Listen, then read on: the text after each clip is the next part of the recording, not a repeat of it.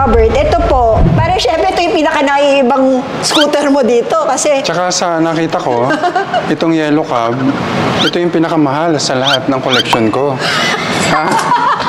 Ito yung pinakamahal kasi biro mo, nabili ko to, 10,000. Tapos pinagawa ko, 20,000. Biro mo, ang ganda-ganda na, 30,000, nakabuo ka na, di ba? At saka very unique, siya lang ang may baksang pizza. Tsaka biro mo, local talaga yan, number 8 pa, walang tigil, ikot ng ikot, di ba? Yes! Sabi nga, tingnan mo kung gaano kaganda, original lahat. Sabi ko nga, dahil gusto ko, merong yellow cab kasi history yan di ba? Na may Vespa. Nakilala ang yellow cab. Nakilala ang yellow cab sa Vespa. Kaya sabi ko, dapat kahit pa paano, meron tayo niyan sa loob ng ating man cave, di ba? So, original na ginamit talaga pan-deliver original na ginamit to, na pan-deliver. Tapos yan naman, ito yung sinasabi natin, PX150. Kasi kung wala kang PX150, parang hindi ka collector, di ba? Yes. Yan. PX150. PX150. Ito, zero mileage din to. Ito, zero mileage. Dinisplay lang din ng kaibigan. Kasi nga din, sabi ko nga, nag-text ako sa lahat ng mga kaibigan ko. Yes. Tapos may mga nag-reply, sabi niya, pare, meron din ako niya ng PX150. Yes. Kaya nga sabi ko, thank you, Lord, talaga. Ayan, Hindi niya ginamit, naka-display lang sa loob ng bahay niya. Kaya ganyan pang kaganda yan. Tingnan mo, mga sticker niya, ayan pa lahat, Yes. Pati mga gulong, lahat, original pa yan. Kaya nga sabi ko, thank you, Lord. Tapos ito naman, PX200. Ito yung there's PX200.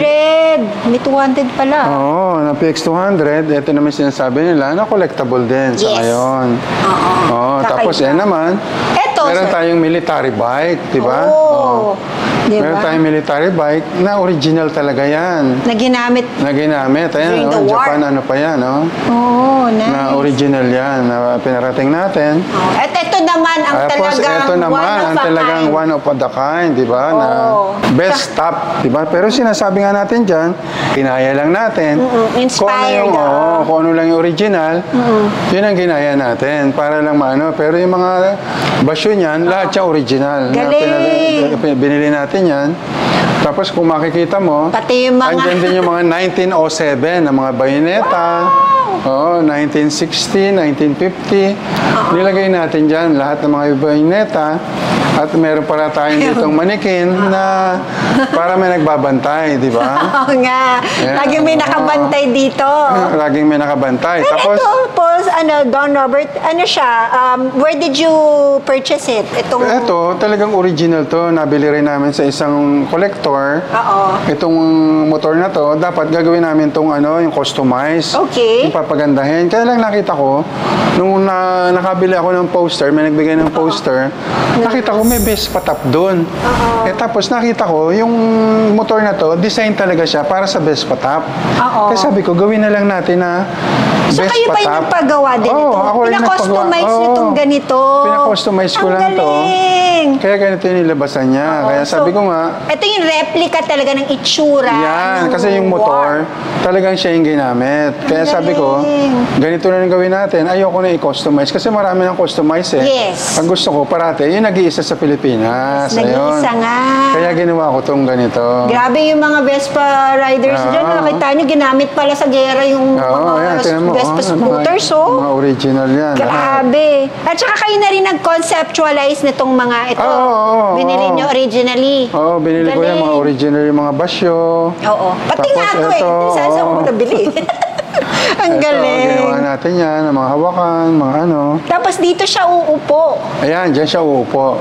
Kasi makikita mo, pag kahit ginalaw mo to, hindi man istorbo. Kasi doon siya nakaupo, gagalaw pa rin yung manibela. Yes. Kasi ito, nakalagay lang sa isang side. Galing. Para magamit pa rin yung motor. Galing. I love this. Tapos ito naman, yung sinasabi natin na Vespa, na merong sidecar. Ito, diba? yes. Marami na kasing gumagawa ng ganito doon. Maraming gumagawa nito. This one is original na imported na pinauwi namin para kahit paano maganda pa rin. Magaganda rin naman yung original na gawa dito. Kaya lang, syempre, Ako kasi mahilig ako, mag-uurig kasi ako. Gusto ko lahat mga urig, katulad nito. Ito, PX200 din.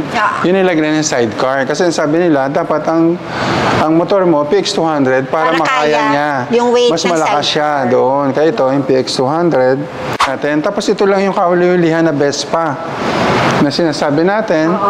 Vespa Ape naman ito. Vespa, Ape B. Oo.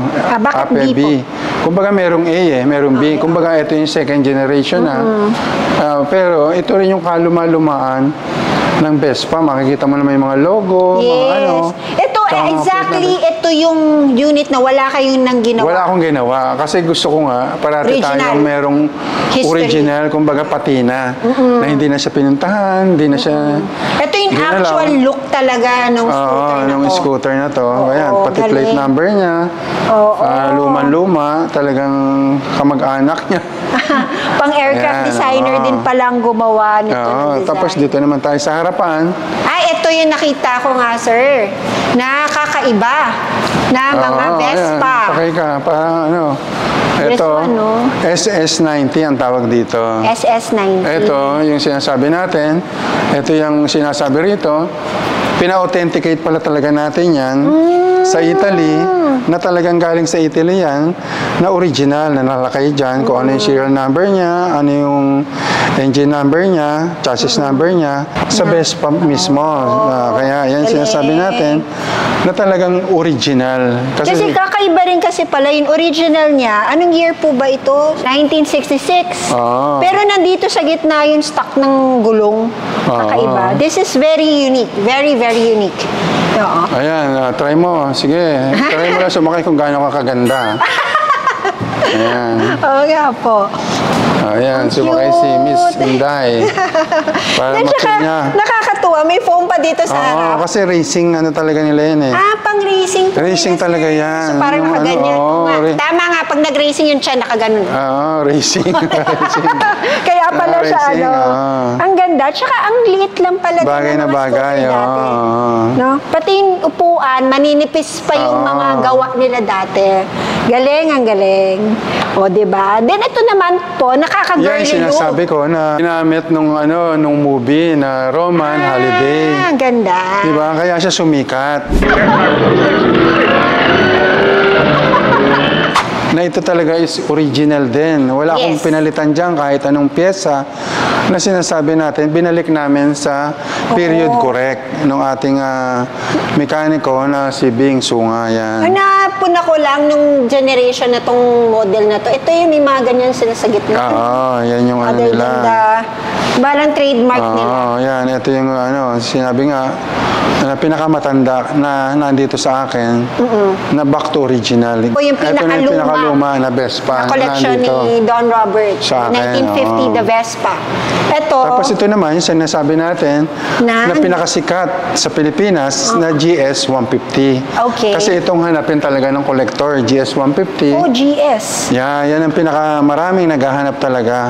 Kaya lang, siyempre, mabait si Lord. Ang sabi nga niya parate, ang gusto niya, in the best. Kaya ito, ang ginawa naman ni Lord, hindi yung ordinary na galing lang in Italy. Talagang ginawa pa to, Ng German built. 1961. German built talaga siya ginawa. Makikita mo, yung mga ilaw niya, hela. Mga busina niya, hela. Talagang yung mga parts niya, pati mga shock niya, hela. Talagang ginawa siya sa German. Talagang kinuha lang sa Italy, makina at saka kaha. Galing. Doon siya ginawa, binuo One of a talaga. kind. It's one of a kind. Ito naman, It's hindi the ko na siya pinintahan. GS160. Original na original. Oo, Kasi tingnan mo original. yung kulay pa ng headlight, diba? Hindi ko na siya ginawa kasi Hindi mo nakita nga namin na talagang pa siya, original, ang mga tunog. Lata pa siya. Talagang original paint pa rin siya. Hindi siya ginalaw. Talagang original paint pa rin siya. And of course, nakita natin, you have 2 helmets. Nga, ayan. May 2 helmets, si Vespa Pilipinas at si Bicop. Yan yung mga ano natin ngayon dito. Mga Sila big yung group, mga nag-represent. community. ng community natin ang Vespa. Alam mo naman, oh, pag nakadiretso ka, Kita mo, ate. ang bandera, di Diba? ba? Kasi yan ang pinagmamalaki natin dito sa man cave na to na andito tayo sa Pilipinas, di ba? Kahit konti man lang ito, eh papakilala pa rin natin ang Pilipinas, di ba? Ito lang, ganito lang naman mag-man cave po ang mga Pinoy. Diba? Mga At saka, simple syempre, lang, pero rock. Sabi nga sa YouTube, makikita yan sa buong mundo, di ba? Yes! Kaya andyan parati si Inday Rider, ang sikat na babae na inimbita ko. Yes, Di ba? kaya thank you Sabi talaga. nga parati, thank you Lord pa rin, di ba? Ayan, ito naman, makikita mo, meron pa rin siyang Vespa. Sa taas naman po, sir, ano Ayan. naman po yun? Vespa pa rin yan. Yan yung Vespa na ET3. Yan ang tinatawag na pinakamaganda sa small frame ng Vespa ET3. Kasi siya yung 125cc. 125cc lang 125 na cc na maganda. Tapos ito namang isa, ito yung Vespa Sprint. Oh, yan, Silver. Sprint, oo. Diba? Pagkatapos itong yellow, siya naman yung BBB na tinatawag ng Vespa. Yan, So ito na halos lahat ng mga ito Vespa na lahat ang Vespa. So, Armani na 946. 946. Ito yung mga talagang maraming naghahangad na kolektahin dahil talaga sila yung kulab lang na mga magagandang kolektahin. Dahil 300cc rin siya. Oo. Iba yung kulay Oo. niya. Very fun. Ayaw ni Lord ng isa. Gusto niya dalawa pa ang binigay sa akin.